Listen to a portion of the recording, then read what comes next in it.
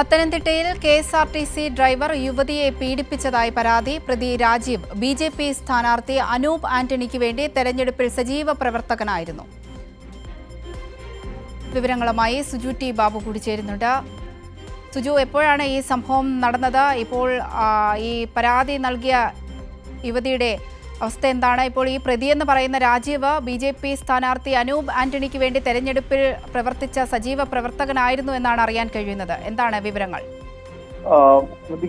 ഇപ്പോൾ പ്രതി ഒളിവിലാണ്. ഈ കേസ് രജിസ്റ്റർ എഫ്ഐആർ ഇട്ടിട്ടുണ്ട്. കഴിഞ്ഞ ചൊവ്വാഴ്ചയാണ് കേസിന് ആസ്പദമായ സംഭവം. ഈ പ്രതി രാജീവ് കെഎസ്ആർടിസി ജീവനക്കാരനും ഡ്രൈവറാണ്. മാത്രമല്ല ഈ സാമൂഹ്യ മാധ്യമങ്ങളിലൊക്കെ സജീവ ഇടപെടൽ നടത്തുന്ന വ്യക്തി കൂടിയാണ്. രാജീവ് ഒളിവിൽ പോയിരിക്കുകയാണ്. കഴിഞ്ഞ ചൊവ്വാഴ്ച ഒരു കട നടത്തുന്ന യുവതിയാണ്. ആ യുവതിയുടെ കടയിലെത്തി സാധനം മേടിക്കാൻ എത്തിയാണ്. സാധനം മേടിക്കുകയും പിന്നീട് കൈക്ക് കടന്നു പിടിക്കുകയും അശ്ലീല ചൊവ്വയോടെ സംസാരിച്ചു എന്നാണ് യുവതിയുടെ പരാതി. അതിനെ തുടർന്നാണ് പോലീസ് എഫ്ഐആർ രജിസ്റ്റർ ചെയ്യുകയും ഇപ്പോൾ പ്രതി ഒളിവിൽ പോയിരിക്കുന്നത്. എന്നാലും പോലീസ് പ്രതിക്കായുള്ള തിരച്ചിൽ ശക്തമാക്കിയിട്ടുണ്ട്. ശരി, സുജു ടി ബാബുവാണ് വിവരങ്ങൾ നൽകിയത്.